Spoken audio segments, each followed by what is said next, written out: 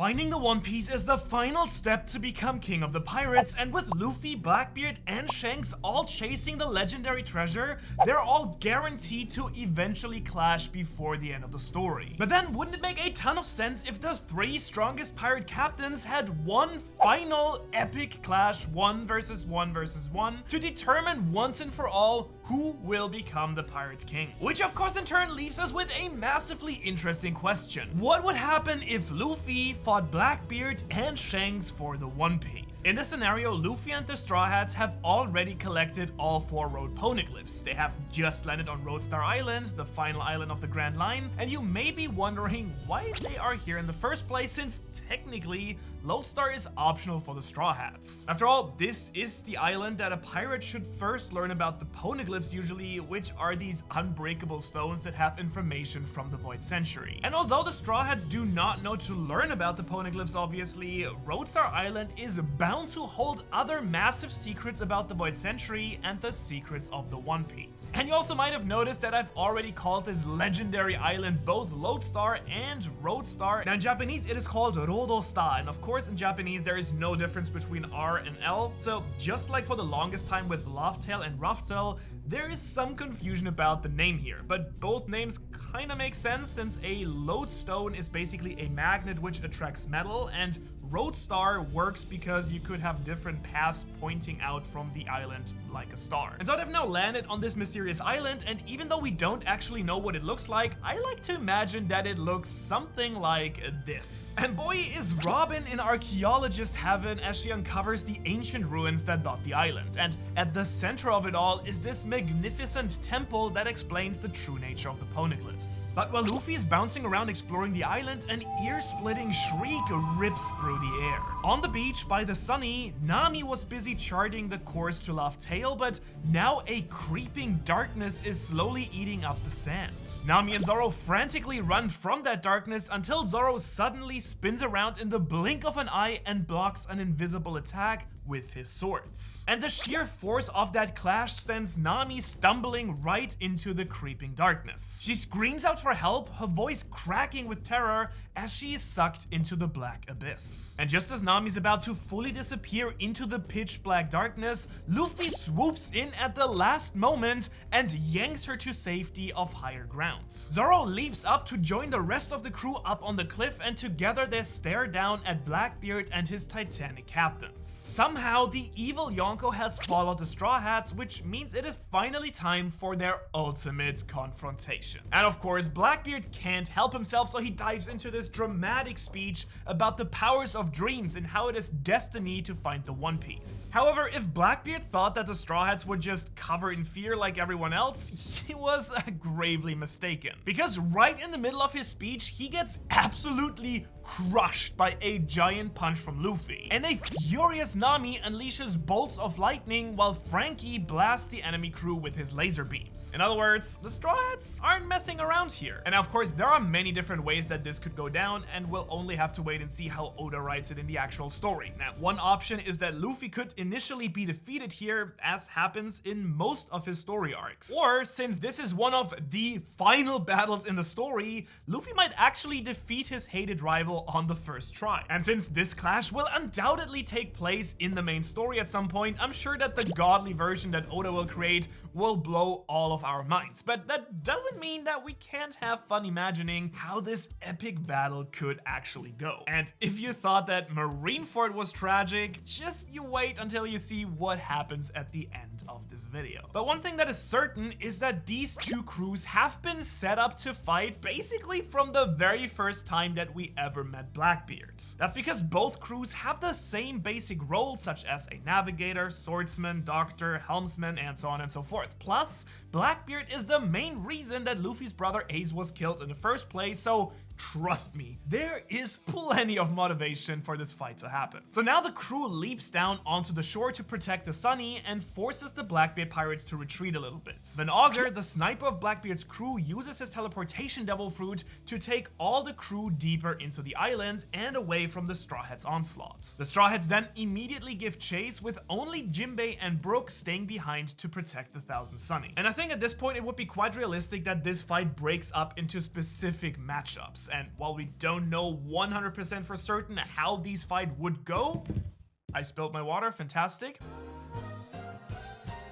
We can reasonably guess based on what we know about the characters from the story what might happen. Now, of course, the one matchup that is guaranteed is Luffy versus Blackbeard, the ultimate clash of the darkness versus the sun. And this fateful battle begins in the heart of the ancient temple. Blackbeard immediately pulls Luffy in with his darkness gravity, but Luffy's crazy speed, strength, and insane haki powers are too much for Blackbeard, and Luffy actually deals a devastating first blow. And at the same time, elsewhere around the island, Zoro and the swordsman Shiryu are actually caving a path through the forest as they fight. And even though Shiryu can turn invisible, Zoro's observation haki at this point allows him to easily sense the former jailer's attacks, and the pair exchange devastating slashes. At the same time, up in the sky, Nami and Chopper are flying on Nami's pet cloud Zeus as they fight the crazy dog Q. And this sickly looking doctor unleashes bursts of horrifying illness all over the entire island, but Chopper at the same time uses his medical expertise to counteract the plagues at the same time. On this side of the island, meanwhile, Frankie is engaged in an epic wrestling match with the buff fruit user Jesus Burgess, which now leaves Sanji and Robin to team up against the shape-shifting Katarina Devon, the liquor fruit user Vasco Shot, and the island fruit user Avalo Pizarro. And of course, we have the godly duel of snipers with Usopp and Van Augur literally attempting to snipe each other from across the entire island. And now at this point, you rightfully might be wondering about the former Admiral Aokiji, who is also the 10th Titanic captain of Blackbeard's crew, who joined Blackbeard during the time skip. But personally, I still don't believe that he will actually stay with Blackbeard's crew by the end of the story, so for this specific video, I'd like to assume that he is no longer part of that crew. Likewise, it is entirely possible that Blackbeard eventually gains a third devil fruit, but again, for this video, we want to assume that he only has the darkness and the tremor fruit so far. However, as the epic battle continues, let's recap the goals of each crew here. The Straw Hats already have the road poneglyphs, and Nami already knows where to go to find Laugh-Tale, so really there's no reason that they should have to stay. However, Luffy and the others surely would want revenge for all the pain that Blackbeard has caused them throughout the story, so for now at least, they're fighting for their pride and also to stop a fellow rival from finding the One Piece. On the other hand, the Blackbeard pirates actually do need some more copies of the road poneglyphs, so by taking out the Straw Hats, they will have everything that they need to reach Laugh-Tale and for Blackbeard to become Pirate King. And so now back to the battle. Blackbeard is not going to be king of anything right now because he's pretty much being pummeled by Gear 5 Luffy. Combining the imaginative powers of Gear 5 and his advanced haki in all 3 levels, Luffy delivers blow after blow after blow to his rival. And now Luffy charges up for one final massive punch, but as his fists connect. Dude, what's with this video? Oh my god. No, all the drama, my dramatic storytelling. Now Luffy charges up for one final massive punch, but as his fist connects with Blackbeard's face, Luffy is shocked when he's suddenly pulled into Blackbeard's darkness. Blackbeard then grabs Luffy's arm, and because of the special powers of the darkness fruit, Luffy immediately loses his devil fruit powers and exits Gear 5. Now to be fair, Blackbeard at this point has already taken quite a bit of damage, but he still spreads his gap-toothed grin because he now has Luffy trapped. Enraged, Luffy throws his head back to slam into Blackbeard, but before he can even land the blow, Blackbeard absolutely crushes Luffy with an earthquake-infused punch that literally shakes the entire island. Of course though, Luffy doesn't stay down for long. He rises from a crater in the center of the temple, bleeding and his legs quite wobbly, but still he keeps his own defiant smile on his face as well. And I mean, what else could we possibly expect in this battle of legendary D-Clan members? However, one of these captains will certainly not be smiling at the end of this video. Now, you might have noticed that we haven't yet mentioned some of the Blackbeard crew members. And this guy here is kind of hard to miss. San Juan Wolf, the giant fruit user, is walking in the ocean towards the Thousand Sunny. And as we showed in a recent video comparing all the massive sizes in One Piece, San Juan Wolf can make himself more than 3 times the size of the Straw Hat ship. And so together, Brook and Jinbei begin an all-out assault against this enormous island of a man. And although he is supersized, he actually is weakened by the effect of the sea, so this fight is pretty even, at least for now. And so meanwhile, back on the island, Nami and Chopper have actually managed to defeat Doc Q. And so they waste no time in order to assist Sanji and Robin, but just as they reach their crewmates, the island literally explodes, sending boulders hurling throughout the air. Sanji and Robin are thrown into the sky like ragdolls, and good thing that both of them can basically fly, but as they regain their balance, a giant face suddenly appears from the ground. Pizarro has used the ridiculous powers of his devil fruit to merge with the entire island and is now launching giant chunks of rock at the Straw Hat crew. Zoro, who sees what is happening, now rushes over to help the crew, while Sanji actually takes over, quite grudgingly, fighting the invisible swordsman, getting revenge for missing out on his favorite devil fruit. And just like he did in Dressrosa, Zoro begins slicing up parts of the island to try and get Pizarro out of there into his main body. Meanwhile, Frankie simply cannot match the raw strength of Burgess and is pinned to the ground. But back at the shore, all hell has broken loose. With the massive Sanjo and Wolf threatening to crush the Thousand Sunny, Brook and Jinbei are going all out to protect the ship. However, this now leaves the Thousand Sunny unprotected, and now the unthinkable occurs. Rising from the deck of the ship, the angel-winged Lafitte flies away with every copy of the road poneglyphs that the Straw Hats had. And that's it. The Blackbeard crew has now accomplished their main goal, and now they just need to... In a flash of black and red lightning, an air-splitting slash splices through Lafitte's wings. And with his severed wing flapping uselessly, he falls towards the ground like a rock, and so do the poneglyph rubbings. Until in the last moment, they're caught by a one-armed man in a badass cape. Shanks has arrived, and you won't believe how the arrival of the Red Hair Pirates will change the outcome of this battle completely. Without warning, the Red Hair Pirates burst into the fray, demanding that you subscribe to the channel. Shanks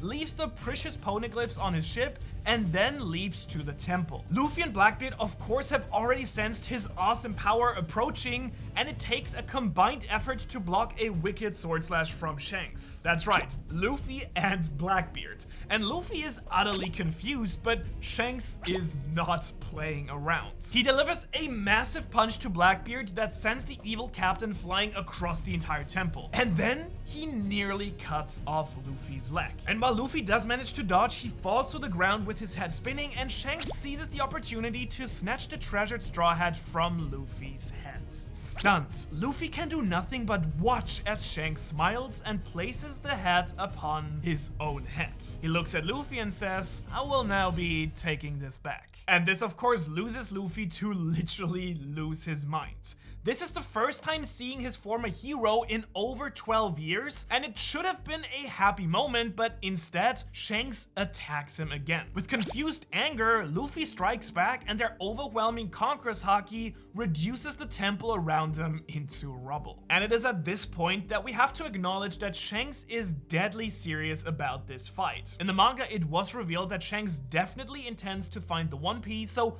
while we don't know his true motivations, he clearly intends to take the copies of the road poneglyphs in order to reach Laugh Tale. And of course, we still don't quite know exactly how strong Shanks and his crew are compared to everyone else, but from the way that they've been portrayed throughout the story so far, I do personally think that they are the strongest crew in the story at this point. Which in our case becomes obvious right away. Usopp's father Yasopp instantly snipes Van Augur, clipping his head with a bullet from across the island. Lucky Roo, this bowling ball of a man, smashes into Burgess and Frankie, sending both of them crashing into the ruins. And all the others join in as well, attacking both the Blackbeard and the Straw Hat crews. In fact, just like how the Straw Hats and the Blackbeard pirates are set up with similar roles, Shanks' crew basically is exactly the same. Hongo is the doctor, Bonk Punch and Monster are the musicians, Building Snake is the navigator, so there are a lot of possibilities for matchups between all three of these crews. And the combined power in this potential fight is the most insane thing that we will ever get to see in the story. And now, needing to regroup, the Straw Hats decide to pull together. Remember that they don't actually need the poneglyphs right now, since Nami already knows where Laugh Tale is located, but they also don't want Blackbeard or Shanks to have them as well. And so while the rest of the crew is starting to pull back towards the Thousand Sunny, Zoro and Sanji attack the red hair ship, intending to take back the poneglyph rubbings that were stolen from them. But as you'd expect, that is probably not going to be an easy task, because they are being met by Shanks's right-hand man Ben Beckman and Holding Gap, who managed to keep the Straw Hats off the ship. And with the battle now spilling onto the beach, Pizarro appears to try to crush the enemy crew with a giant sand fist, but this turns all the attention onto him, and every sword user in the Straw Hat and Red Hair crew attacks at once, absolutely destroying the island man, and defeated, Pizarro falls unconscious into a bloody heap on the beach. But now going back to the captains, Shanks is finally getting revenge for Blackbeard scarring his face all those years ago. Because the Red Hair captain is relentless with his legendary sword skills, unleashing attacks with the full force of the absolute strongest Haki in the entire series. Blackbeard is forced to defend with his tremor-coated fist, but he is really struggling, as is Luffy. While Luffy can block Shanks' blade with advanced conquerors, Shanks isn't giving him any openings to attack himself because his future sight is a lot superior to Luffy still. But with Shanks and Luffy momentarily distracted with each other, Blackbeard decides that this is a battle that he would rather not fight, you know? And so he calls for an auger, and the sniper teleports in and just as quickly teleports his captain back to the beach. As a result, Luffy and Shanks do clash a little bit more, but then they both sense something very dangerous happening at the beach. Because although San Juan Wolf is weakened by the seawater, he is still incredibly massive. And so he spreads his arms, closes his eyes, and begins a massive belly flop onto all the accumulated ships. Great fighting technique. Now, the Straw Hats and Red Hair crew focus all of their attacks on San Juan Wolf, but they simply cannot stop the massive figure from falling. However, then, right before the giant crushes into the ships, Shanks and Luffy appear, and with a blistering Haki-filled fist and sword slash, they absolutely destroy the giant and send him flying across the islands. So that is one obstacle down, and many more to go. But before Luffy can confront Shanks, his former mentor disappears once again. And down on the beach, Robin shouts at Luffy, recommending that they should now take the opportunity to flee the battle. Again, they do not need to be here, and the only thing they risk here is being defeated. So despite his desire to fight, it's Luffy, he does make the wise choice to signal the retreat. But before Robin can so much as move, Shanks has appeared behind her, grabs her by the hair, and puts his blade on her throat. Oh boy, yeah. This is not going to end well for someone. And at this point, it is important to remember that Robin is, so far as we know, the only person here who is confirmed to be able to actually read the poneglyphs. Blackbeard did capture Big Mom's daughter Pudding, and she might be able to read them if she awakened her third eye abilities, but that is still very much uncertain. So even though Shanks has the poneglyphs now, he would still need someone to decipher them, which explains why he would want to capture Robin. Luffy screams in rage, of course. If there is one thing that drives Luffy to the edge, as we know, it is his friends being hurt and in danger. We've seen it at Arlong Park, and his lobby, and especially Sabaody. If they are in danger, Luffy will do anything to get his crewmates back. Now Sanji, who is maybe even more enraged than Luffy, tries to stop Shanks, but the red hair captain dashes away with Robin before he can so much as move. Luffy tries to follow Shanks and Robin, but is stopped by Jesus Burgess. And even though after a few moments Luffy tosses Burgess aside, he then finds Shanks clashing with Blackbeard near the waves. However, Robin is nowhere to be seen. Now, as we can all imagine, Luffy is furious. And so while he might have been subconsciously holding back a little bit against his former mentor, he now unleashes his full power against Shanks. And Shanks is slightly distracted by Blackbeard, so he does sense Luffy's attack a little bit late, and this momentary slip has devastating consequences. Luffy pummels Shanks into the ground, spewing sand and water into the air. He then unleashes a storm of punches until Ben Beckman attacks Luffy from the side. Luffy manages to dodge, but it allows Shanks to rise to his feet, although he is quite shaken from Luffy's attack. Blood does drip down his face, his eyes are unfocused, and he raises his sword, but then he freezes. Blood spurts from his mouth. He looks down, 3 blades stick out from his chest, and then from behind Shanks, a sickening laugh breaks the breathless silence on the beach. Blackbeard withdraws his 3 knives slowly, standing over Shanks as he falls to his knees on the ground. Luffy is stunned, tears coming from his eyes. Conqueror's haki erupts in overwhelming bursts of rage and sadness, shaking the entire island.